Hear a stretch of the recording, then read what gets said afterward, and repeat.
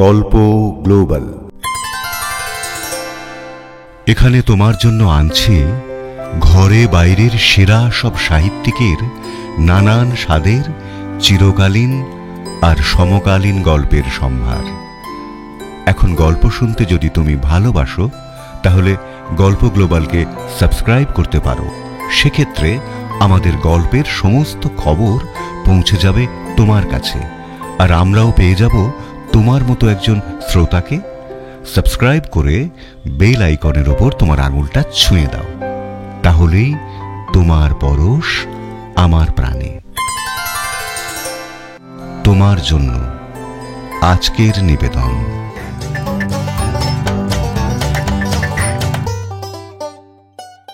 Sherlock হোমসের অভিযানের কাহিনী।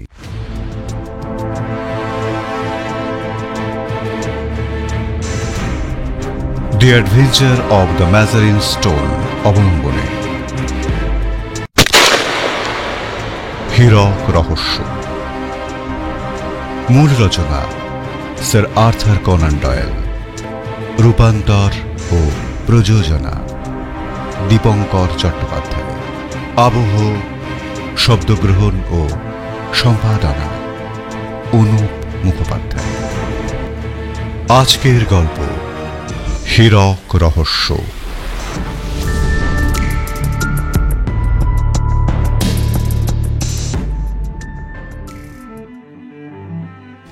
বহুদিন পর আবার বেকার স্ট্রিটের সেই দোতলার ঘরটায় ঢুকে মনটা ভালো হয়ে গেল ওয়াটসনের। দেওয়ালে ঝুলছে সেই সায়েন্টিফিক চার্ট, অ্যাসিড, কেমিক্যাল, কোনায় রাখা বেহালার বাক্স, পাইপ, তামাক, সব কিছুই ঠিক একই রকম, বদলায়নি কিছুই। এই ঘরটা থেকেই শুরু হওয়া বহু অভিযানের সাক্ষী সে। অবশেষে তার চোখ পড়ল বিলির দিকে। বিলি তার দিকে তাকিয়ে মিটিমিটি হাসছে।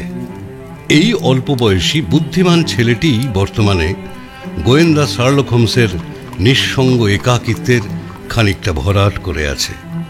ওয়াটসন বলল, কিছুই বদলায়নি দেখছি বিলি। এমনকি তুইও তো একই রকম আছিস। হোমসও নিশ্চয়ই একই রকম চালিয়ে যাচ্ছে। বিলি শোবার ঘরের বন্ধ দরজার দিকে এক ঝলক তাকিয়ে নিয়ে বলল, এখনো নির্ঘাত ঘুমোচ্ছেন? এখন 7টা বাজে। গরমকালের এই চমৎকার সন্ধ্যায় অন্য কাউকে ঘুমোতে দেখলে সে হয়তো অবাকই হতো, কিন্তু বন্ধুর বিদঘুটে স্বভাবের কথা ওয়াটসন খুব ভালো করেই জানে, তাই সে অবাক হলো না। বলল, নিশ্চয়ই কোনো নতুন কেস নিয়ে পড়েছে। তাছাড়া আর কি, অসুস্থ না হয়ে পড়েন। খাওয়া দাওয়া তো ছেড়েই দিয়েছেন, প্রায় শুকিয়ে একেবারে কাঠ হয়ে গেছেন। মিসেস হাডসন জিজ্ঞাসা করলেন খাবেন কখন, তো উনি বললেন পরশু 7:30টায়। মানে কোনো তদন্তে জড়িয়ে পড়লে যা করেন আর কি, জানেনই তো সব। হ্যাঁ, তা জানি। বোধহয় কারুকে ফলো করছেন। গতকাল বেরিয়েছিলেন জন্মজুড়ের বেশে, আজ নিয়েছেন বুড়ির ছদ্মবেশ। আমি পর্যন্ত প্রথমটায় চিনতে পারিনি। ওই দেখুন, বুড়ির ঢাউস ছাতাটা সোফার পাশে হেলান দেওয়া আছে।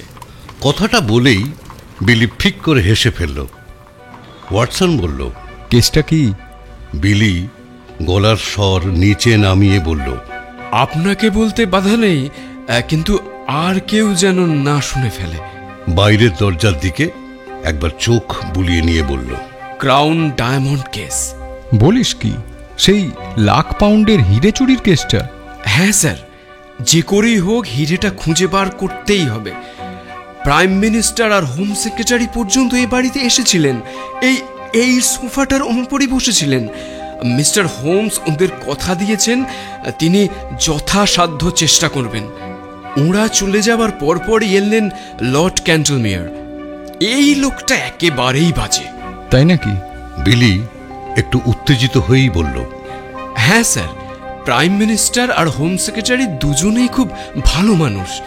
মিস্টার হোমসের ওপর ওদের পূর্ণ আস্থা আছে, কিন্তু লর্ড ক্যান্টলমেয়ারের মতিগতি আমার একেবারেই অসহ্য লাগছে। ওনার ধারণা হিরে খুঁজে দেওয়ার ক্ষমতা মিস্টার হোমসের নেই। ওটা নাকি পুলিশই একমাত্র পারতে পারে। মিস্টার হোমস ব্যর্থ হলেই লোকটার যেন শান্তি। হোমস এটা জানে?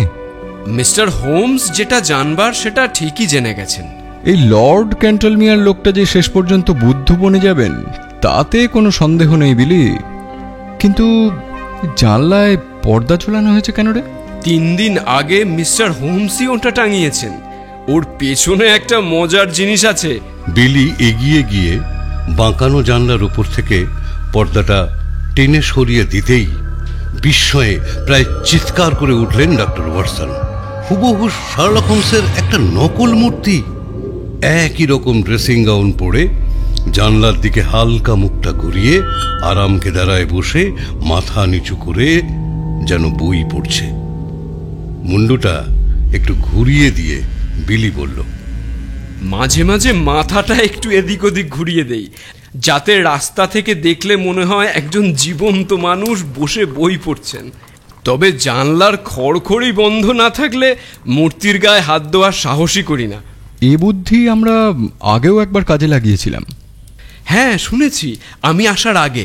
জানলার পর্দা খুলে দিয়ে বিলি বলল, ওই বাড়িটা থেকে একজন আমাদের উপর নজর রাখে। ওই দেখুন, জানালার কাছের লোকটাকে দেখতে পাচ্ছি এখন। ওয়াটসন জানলার দিকে সবে এক পা বাড়িয়েছে, ঠিক তখনই শোবার ঘরের দরজা খুলে বেরিয়ে এলো লম্বা এবং শীর্ণকায় শার্লক হোমস। মুখ চোখ ফ্যাকাশে, কিন্তু হাঁটা চলায় সেই একই রকম প্রাণবন্ত। এক লাফে জানলার কাছে গিয়ে খড়খড়ি নামিয়ে দিয়ে পর্দাটা টেনে দিল।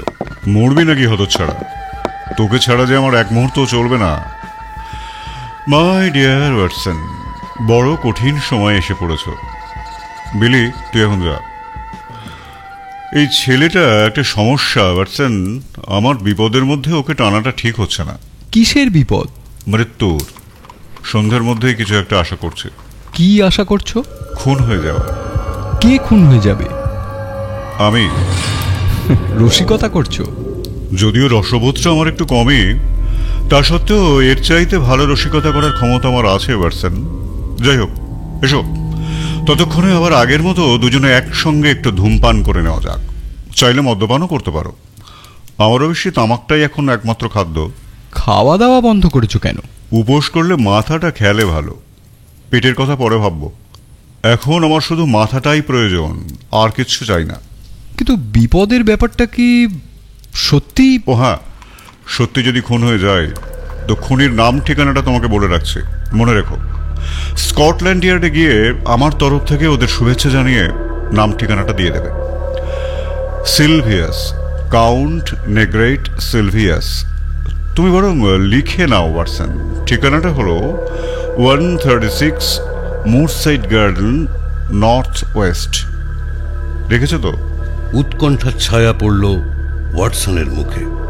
হোমস যে অতিরঞ্জিত করে কিছু বলছে না সেটা বুঝতে পেরে নাম ঠিকানাটা লিখেই রাখলো, কিন্তু চুপচাপ হাত গুটিয়ে বসে থাকার লোক সে নয়। বলল, আপাতত এখন 2-1 দিন আমার হাতে কোনো কাজ নেই, তোমার কোনো কাজে লাগতে পারি। তুমি একজন ব্যস্ত ডাক্তার ওয়াটসন, কখন কোন রোগীর তোমাকে প্রয়োজন পড়ে তার কি কোনো ঠিক আছে?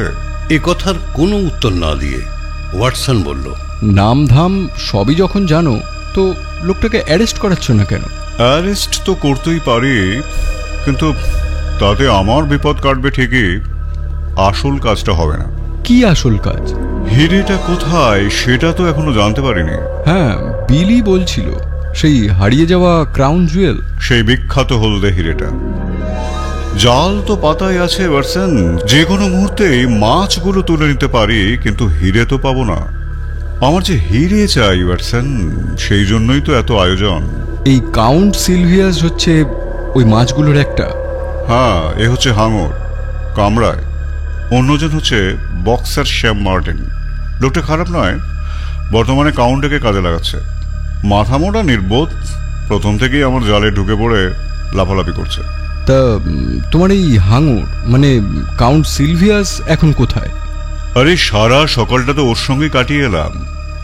বুড়ির ছদ্মবেশে? হ্যাঁ, অসম্ভব ভদ্র। চলে আসার সময় নিজেই এগিয়ে এসে আমার হাতে ছাতাটা তুলে দিয়ে ভাঙা ভাঙা ইতালিয়ান উচ্চারণে বিদায় সম্ভাষণ জানাও। পাক্কা শয়তানগুলো এরকমই হয়। বিপদ ঘটতে পারত। তা পারত। ওকে ফলো করে কদিন স্ট্রবেনজির ওয়ার্কশপে যেতে দেখেছি। ওখানে কি তৈরি হয় জানো তো? এয়ারগান। নিঃশব্দ বন্দুক। ঠিক এই মুহূর্তে আমাদের উল্টো দিকে জানলা থেকে একটা এয়ারগান তাক করে আছে আমাদের জানলা লক্ষ্য করে। বিলি নিশ্চয়ই তোমাকে পর্দার আড়ালে থাকে আমার ডামিটা দেখিয়েছে। হ্যাঁ।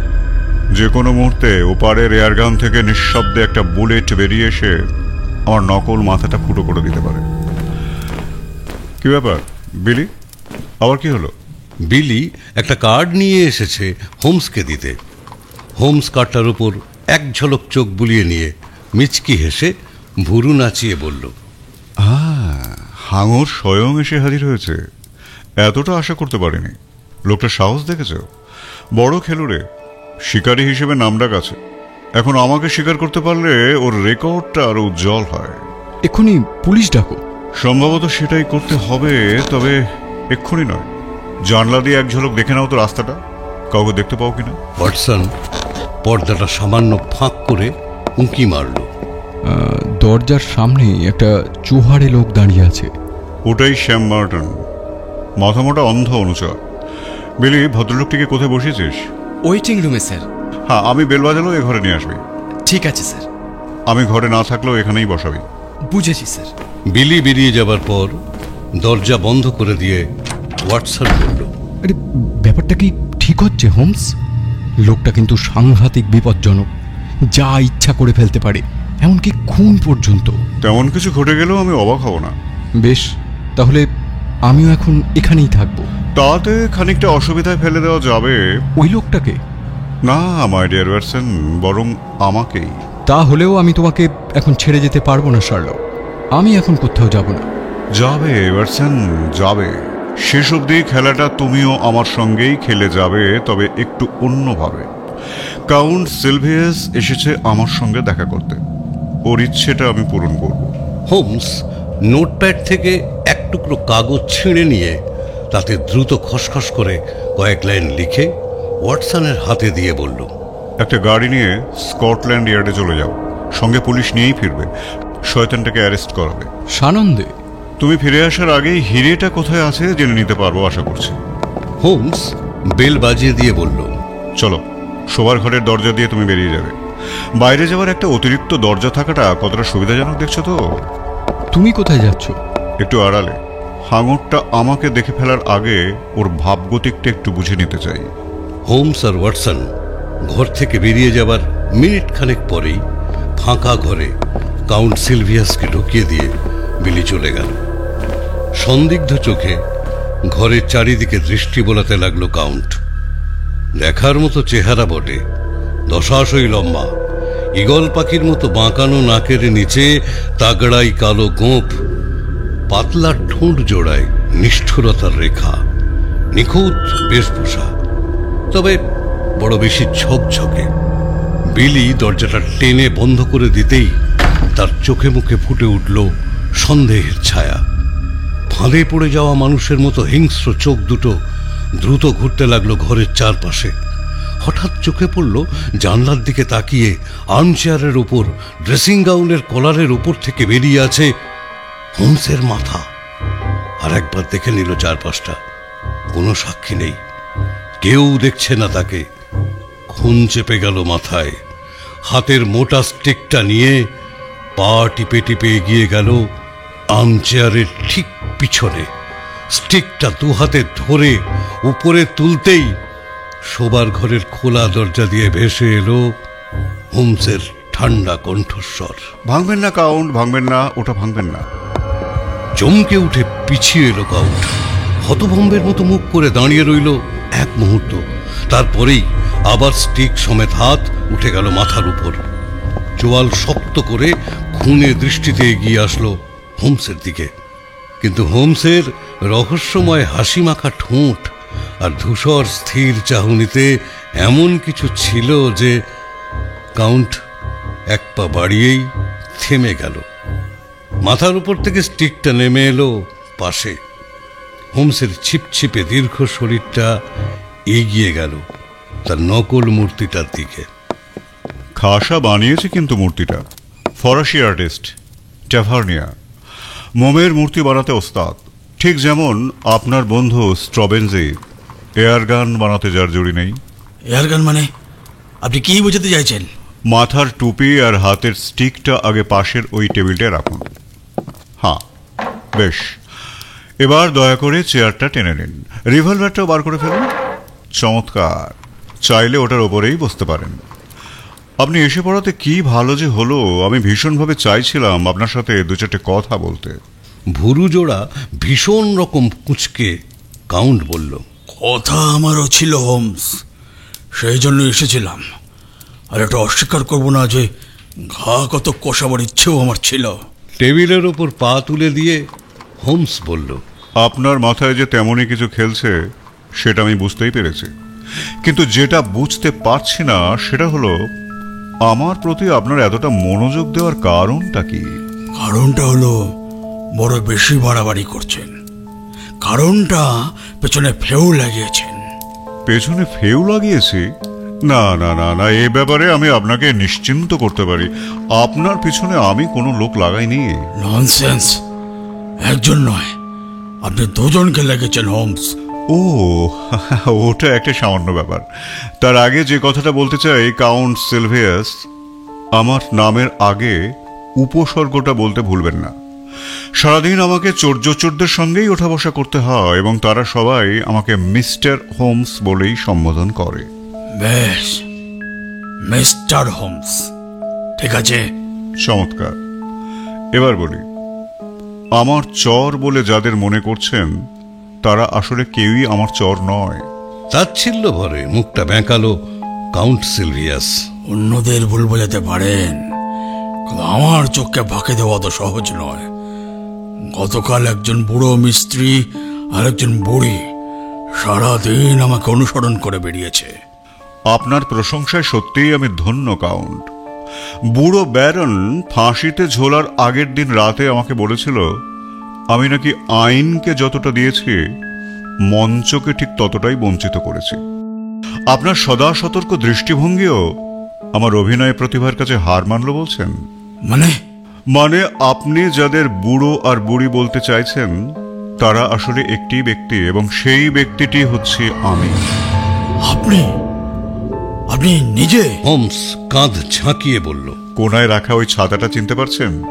আজ সকালেই তো অত্যন্ত যত্ন করে ওই ছাতাটাই তো আমার হাতে ধরিয়ে দিলেন। তখনও পর্যন্ত অবশ্য আপনার মনে কোনো রকম সন্দেহ জন্মায়নি। তখন যদি বিন্দু মাত্র বুঝতে পারতাম তাহলে আমার আর এই প্রিয় ঘরে ফিরে আসা হতো না। জানি তো, আর বুঝতে পারেননি বলেই আমরা এখন আবার মুখোমুখি। কাউন্টের মুখখানা আরো ভয়ঙ্কর হয়ে উঠল। তার মানে বিষয়টা আরো খোলাটে করে তুললেন, নিজেই স্বীকার করলেন যে আপনি আমার পিছু নিয়েছিলেন। কিন্তু কেন? বেশ, তাহলে আসল কথাতেই আসা যাক। আপনি আলজেরিয়ায় সিংহ শিকার করতেন তো? হ্যাঁ, করতাম। কেন করতেন? বিপদের উত্তেজনা অনুভব করার জন্য।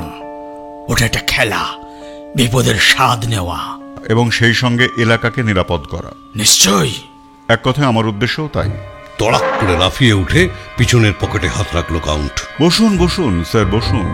আমার উদ্দেশ্যটা আরেকটু পরিষ্কার করে বলি, ওই হলদে হিরেটা আমার চাই। মুখে শয়তানি হাসি ছড়িয়ে চেয়ারে হেলান দিয়ে বসলো কাউন্ট। তাই আপনার পিছনে যে আমি লেগেছি সেটা আপনি জানেন, কিন্তু আমি যে ঠিক কতটা জানতে পেরেছি সেটাই জেনে নেওয়ার জন্য আপনার এখানে আসা, তাই তো? তবে শুনুন, আমি সবই জানতে পেরেছি কেবল একটা খবর ছাড়া, আর সেটা আপনি এখনই বলে ফেলবেন। সেটা কোনটা শুনি? কোন খবরটা এখনো জানতে পারেননি? ক্রাউন ডায়মন্ডটা এখন কোথায় আছে বলুন তো? মাকা চোখে হোমসের দিকে তাকিয়ে কাউন্ট বলল, ও, এই খবরটা জানতে চান আপনি? কিন্তু আমি সেটা আপনাকে কি করে বলি বলুন তো? আপনিই তো বলবেন। হোমসের চোখ দুটো যেন ইস্পাত কঠিন শলাকার মতো বিদ্ধ করল কাউন্টকে। কাউন্ট সিলভিয়াস, ধোঁকা দেবার চেষ্টা করবেন না, লাভ হবে না। আমার চোখের সামনে আপনি একটা স্বচ্ছ কাঁচের মতো, ভেতরটা পর্যন্ত দেখতে পাচ্ছি। তাহলে তো হিরেটা কোথায় আছে জেনেই গেছেন। আরে বারে বা, তাহলে স্বীকার করলেন যে আপনি জানেন? না, আমি কিছুই স্বীকার করিনি। আসুন একটা রফা করা যাক, না হলে বিপদে পড়ে যাবেন। কাউন্ট সিলভিয়াস সিলিং এর দিকে তাকিয়ে বলল, মনের আনন্দে গুল মেরে যান, শুনছি। পাকা দাবাড়ুর মতো চিন্তামগ্ন মুখে কিছুক্ষণ কাউন্টের দিকে তাকিয়ে রইল হোমস। তারপর টেবিলের ড্রয়ার টেনে ভেতর থেকে একটা নোটবুক বার করে নিয়ে বলল, এটার ভেতরে কাকে ধরে রেখেছি জানেন? না স্যার, জানি না। আপনাকে। আমাকে? এর পাতায় পাতায় শুধু আপনি, আপনার জীবনের বেআইনি বিপজ্জনক কাহিনীগুলো সব এখানে ধরা আছে। হোমস! চোখ দুটো জ্বলে উঠল কাউন্টের। আমার সহ্যের কিন্তু একটা সীমা আছে। সত্যি বলছি, সবই আছে এখানে। মিসেস হ্যারল্ডের মৃত্যুর আসল রহস্যটাও আছে। তার মৃত্যুর পরেই তো আপনি তার ব্লাইমার এস্টেটের মালিক হয়ে বসলেন। তারপর জুয়া খেলে দুদিনেই সব উড়িয়ে দিলেন। আপনি বোধহয় স্বপ্ন দেখছেন। মিস মিন্নি ওয়ারেন্ডারের কাহিনীটাও এখানে আছে। তাতে আমার কি এলো গেল? 1892 সালের 13ই ফেব্রুয়ারি রিভিয়েরাগামী ডিলাক্স ট্রেনে যে ডাকাতিটা হয়েছিল, সে কাহিনীও এখানে আছে। ওই একই বছর লায়ন্সে জাল চেকের ঘটনাটাও। এখানে ভুল করে ফেললেন। তাই নাকি? তাহলে তো ঠিকই ধরেছি। পরোক্ষে বুঝিয়ে দিলেন যে আগের ঘটনাগুলো ঠিক ঠিক। দেখুন কাউন্ট, আপনি ভালো প্লেয়ার, তাস খেলাটা ভালোই জানেন। প্রতিপক্ষের হাতে ট্রাম্প কার্ডগুলো চলে এলে নিজের তাস দেখিয়ে দেওয়াটাই ভালো, তাদের সময় বাঁচে।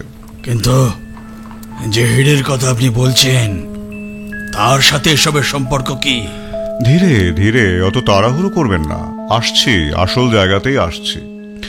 যেগুলো বললাম এসব তো আছেই, কিন্তু এছাড়াও ক্রাউন ডায়মন্ডের কেসে আপনি এবং আপনার ওই মাথামোটা বক্সার দুজনে মিলে যা যা করেছেন তার সবই আমার জানা। বটে? হোয়াইট হলে যার গাড়ি করে আপনি গিয়েছিলেন, তার সঙ্গে আমার কথা হয়েছে। ফিরেছিলেন যার গাড়িতে, সে গারোয়ান আমার কবজায়। সেখানে ডায়মন্ড কেসের কাছে আপনাকে ঘুরঘুর করতে যে দেখেছিল, তার স্টেটমেন্টও আমি নিয়ে রেখেছি। হিরেটা কাটবার জন্য গিয়েছিলেন ইকি সেন্ডার্সের কাছে, কিন্তু সে কাজটা সে করতে রাজি হয়নি।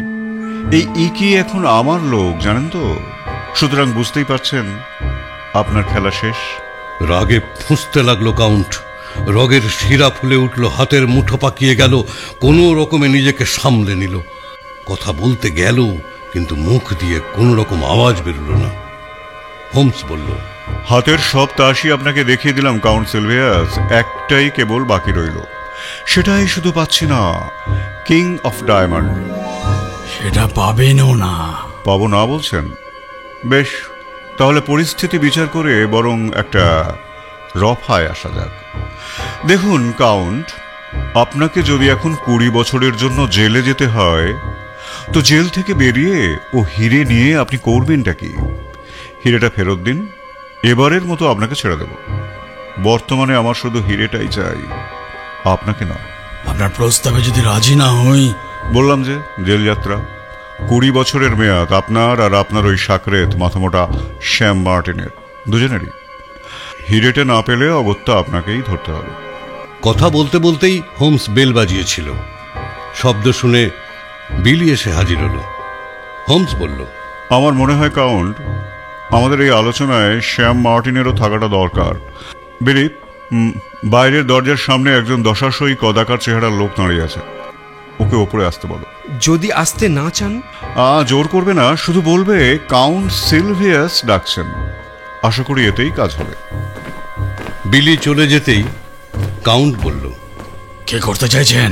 আমার বন্ধু ওয়াটসন এতক্ষণ এখানেই ছিল। ওকে বললাম আমার জালে ধরা দিতে দুটো মাছ এখানে আসছে, তাদের একসঙ্গেই ধরবো। কাউন্ট চেয়ার ছেড়ে উঠে দাঁড়িয়ে পিছনের পকেটে হাত ঢুকালো। হোমসের হাতও ঢুকে গেল তার ড্রেসিং গাউনের পকেটে। কর্কশ কণ্ঠে কাউন্ট বলল, স্বাভাবিক মৃত্যু তোমার কপালে নেই হোমস। মাঝে মধ্যে আমার নিজেরও সেটা মনে হয়, এবং কথাটা তোমার ক্ষেত্রেও প্রযোজ্য। তবে ভবিষ্যতে কি হতে পারে সে আলোচনায় লাভ কি, বরং এসো বর্তমানকেই উপভোগ করি। জাত শয়তান কাউন্ট সিলভিয়াসের মুখ চোখ হিংস্র পশুর মতো হয়ে উঠল। হাতের মুঠোয় রিভলভারটা চেপে ধরল। হোমস শরীরটাকে টান টান সোজা করে ঠান্ডা গলায় বলল, রিভলভার বার করে কোনো লাভ নেই কাউন্ট। তুমি তো খুব ভালো করে জানো, চাইলেও তুমি ওটা ব্যবহার করতে পারবে না, বড্ড বেশি আওয়াজ হবে। তার চাইতে এয়ার গান অনেক ভালো, তাই না কি? ওই যে তোমার বন্ধু এসে পড়েছে। Good day Martin. রাস্তায় দাঁড়িয়ে থাকাটা বড্ড একঘেয়ে। আসুন আসুন, ভেতরে আসুন। বিশাল দেহি থ্যাবড়া মুখো বক্সার হোমসের আতিথেয়তা যেন একটু থতমত খেয়ে গেল। কি বলবে ভেবে না পেয়ে নির্বোধ মুখে কয়েক মুহূর্ত দাঁড়িয়ে রইল। তারপর জিজ্ঞাসু দৃষ্টিতে বন্ধুর দিকে তাকিয়ে বলল, কি ব্যাপার বলতো কাউন্ট, লোকটা কি চাইছে? কাউন্ট কোনো উত্তর না দিয়ে কাঁধ ঝাঁকালো। হোমস বলল, এক কথায় বললে তোমাদের খেলা শেষ। বক্সার আবার তার সঙ্গীকেই জিজ্ঞাসা করল, এ কি মজা করতে চাইছে নাকি? আবার কিন্তু মজা মারার কোনো ইচ্ছা এখন নেই। না, সেই ইচ্ছে আমারও নেই, তবে আসল মজাটা টের পাবে আর একটু পরে। শোনো কাউন্ট সিলভিয়াস, আমার সময়ের দাম আছে। তোমরা বরং নিজেদের মধ্যে আলাদা করে একটু কথা বলে নাও। আমি ততক্ষণ পাশের ঘরে গিয়ে একটু বেহালা বাজাই। ঠিক 5 মিনিট পর ফিরে এসে তোমাদের সিদ্ধান্তটা শুনবো। ধরা দেবে না হিরে দেবে। ঘরের কোণা থেকে বেহালাটা তুলে নিয়ে হোমস বেরিয়ে গেল। মিনিট খানেক পরেই শোবার ঘরের বন্ধ দরজার ওপাশ থেকে বেহালায় দীর্ঘ ঝড় টানার মূর্ছনা ভেসে আসতে লাগলো। কাউন্ট ঘুরে তাকালো মর্টনের দিকে। উদ্বিগ্ন গলায় মর্টন বলল, ব্যাপারটা কি? হিরের খবর জেনে ফেলেছে নাকি? সব খবরই জেনে ফেলেছে। তাহলে এখন? ফ্যাকাশে হয়ে গেল বক্সারের মুখ। একে ঘুরে গেছে, সব ফাঁস করে দিয়েছে। একেবারে শেষ করে দিই? তাদের খুব একটা লাভ কিছু হবে না, ঠান্ডা মাথায় ভাবো। সন্দিগ্ধ দৃষ্টিতে শোবার ঘরের দিকে তাকিয়ে মর্টন বলল, পর্দার আড়াল থেকে কিছু দেখার উপায় নেই। আড়ি পেতে আমাদের কথা শুনছে না তো? তা কি করে হবে? বেহালার আওয়াজ শুনতে পাচ্ছি তো। পর্দার আড়ালে কেউ নেই তো? বড় বেশি পর্দা ঝুলছে ঘরে। ভালো করে চারিদিকে তাকাতে গিয়েই চোখে পড়ে গেল জানলার পাশে বসিয়ে রাখা নকল মূর্তিটার উপর। মুহূর্তে শক্ত হয়ে উঠল শরীর। কাউন্ট আশ্বস্ত করে বলল, ওটা নকল মূর্তি। তাই নাকি? আমি তো ভাবলাম অবিকল একই রকম, কিন্তু পর্দাগুলো। পর্দা নিয়ে ভাবার সময় নেই, যা করার তাড়াতাড়ি ঠিক করে ফেলতে হবে। হিরে না পেলে লোকটা আমাদের জেলে ঢোকাবে বলছে। কি বলছেন? লাখ টাকার হিরে দিয়ে দেবো? না হলে জেল। ঘরে তো একাই আছে, নিকেশ করে দিই। ওর কাছে অস্ত্র আছে, খুন করে পালাতেও পারবো না। তাছাড়া তথ্য প্রমাণ সবই নিশ্চয় পুলিশের হাতে চলে গেছে। হঠাৎ জানলার দিক থেকে একটা যেন আওয়াজ এলো। দুজনেই চমকে সেদিকে তাকালো, কিন্তু আর্মচেয়ারের ওপর নকল মূর্তিটা ছাড়া সন্দেহজনক কিছুই দেখতে পেল না। ঘরে ওরা দুজন ছাড়া আর কেউ নেই। মর্টন নিশ্চিন্ত হয়ে বলল, বোধহয় বাইরে রাস্তার কোনো আওয়াজ হবে। হ্যাঁ, তাই হবে। এসো, প্ল্যানটা করে ফেলা যাক। পাথরটা এখন আমার কাছেই আছে, গোপন পকেটে। আজ রাতেই ইংল্যান্ডের বাইরে পাচার করে দিতে হবে। রোববারের মধ্যেই আমস্টারডামে এটাকে 4 টুকরো করে ফেলতে হবে। আমার ধারণা ভ্যান সেডারের খবরও এখনো পাইনি।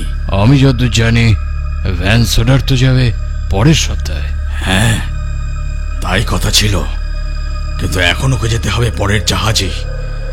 আমাদের মধ্যে একজন এক্ষুনি হিরে নিয়ে লাইম স্ট্রিটে যাবে তার কাছে। জানলার দিকটা থেকেই আবার একটা আওয়াজ এলো। দুজনেই সহজাত প্রবণতায় বিপদের আঁচ পেয়ে সচেতন হলো, কিন্তু পর মুহূর্তেই বুঝল রাস্তার আওয়াজ। কাউন্ট বলল, হোমসকে হিরে ফেরত দেওয়ার কথা বলে ভুলিয়ে রাখছি। হিরে পাবে শুনলে মোড়কোট আমাদের ধরিয়ে দেবে না। সেই ফাঁকে হিরে পৌঁছে যাবে হল্যান্ডে, আর গাধাটা আসল ব্যাপার বুঝে ওঠার আগেই আমরাও ইংল্যান্ড ছেড়ে বেরিয়ে যাব। খুশিতে দুহাত ঝাঁকিয়ে মর্টন বলে উঠল, অসাধারণ আইডিয়া। তুমি সিডারের কাছে চলে যাও হিরেটা নিয়ে, এদিকটা আমি দেখছি। একে বলবো হিরে আছে লিভারপুলে। ওহ, এই বেহালার আওয়াজটা মাথা ধরিয়ে দেবে দেখছি। এই নাও, হিরেটা ধরো। এটা সঙ্গে নিয়ে ঘুরছেন কোন সাহসে? নিরাপদ জায়গার কোথায় পাবো? খুলে একবার দেখব। কাউন্ট সিলভিয়াস তার পার্টনারের বাড়িয়ে দেওয়া ময়লা হাতের দিকে কোঁচকানো চোখে এক ঝলক তাকালো। মটন বিরক্ত হয়ে বলল, কি ভাবছো ময়লা করে ফেলবো? আপনার এই ব্যাপারগুলোই আমার বিরক্ত লাগে কাউন্ট। আর রাখছো কেন? এখন নিজেদের মধ্যে ঝগড়া করার সময় নয়।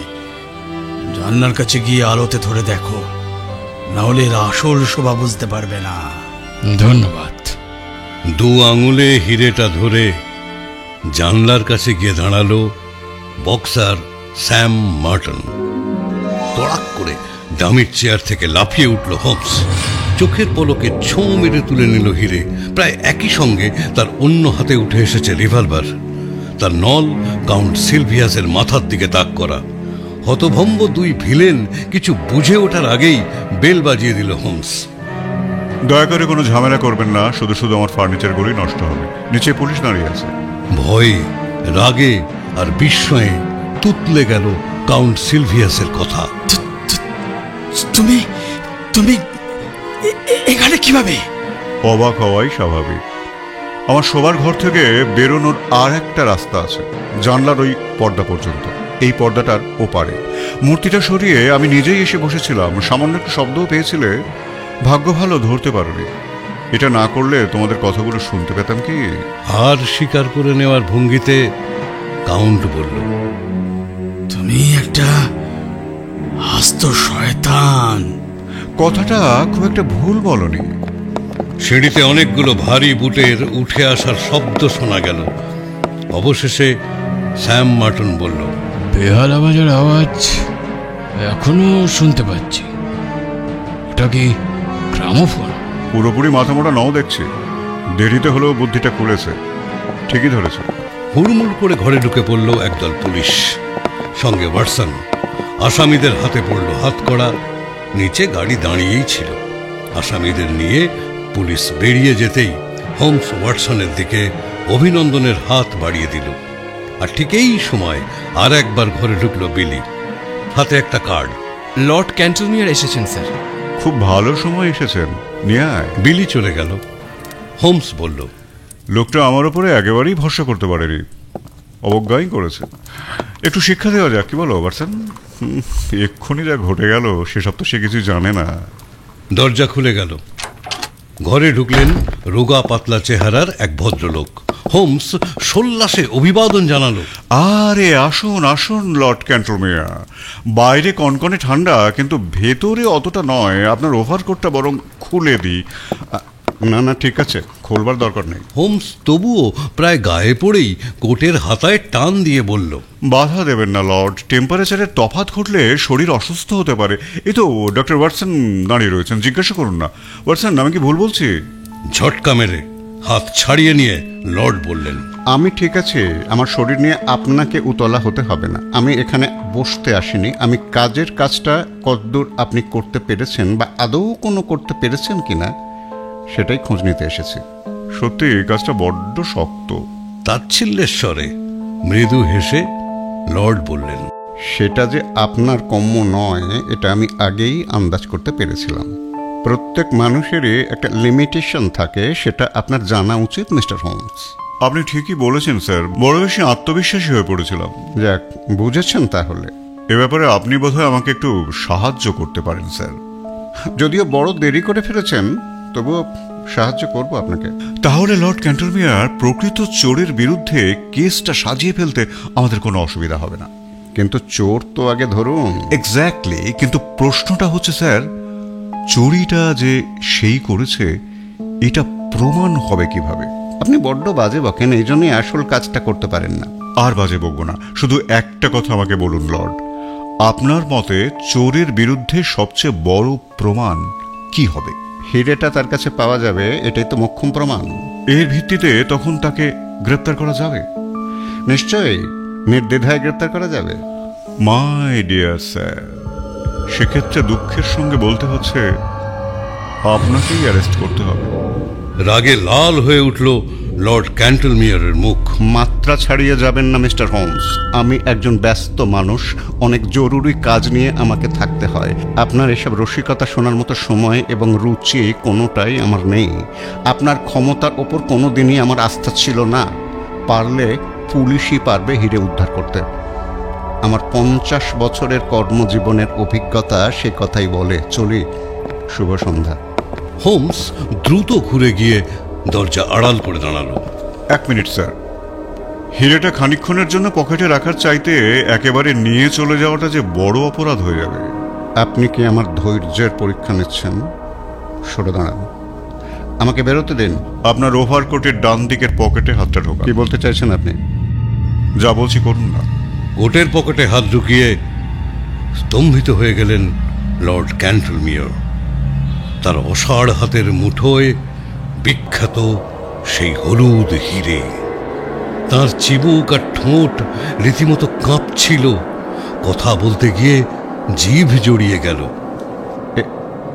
কি ব্যাপার? এটা কিভাবে হলো মিস্টার হোমস? খুব খারাপ, খুব খারাপ লর্ড ক্যান্টলমিয়ার।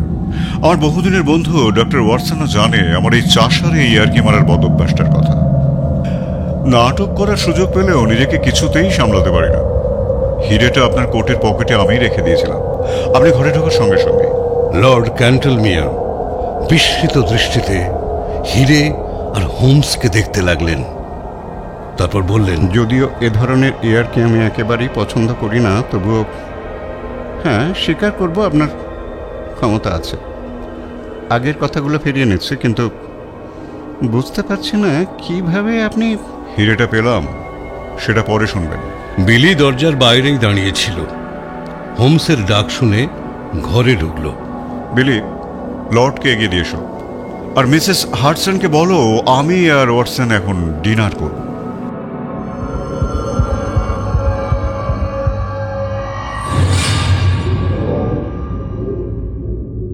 এতক্ষণ তোমাকে শোনাচ্ছিলাম শার্লক হোমসের অভিযানের কাহিনী, হীরক রহস্য।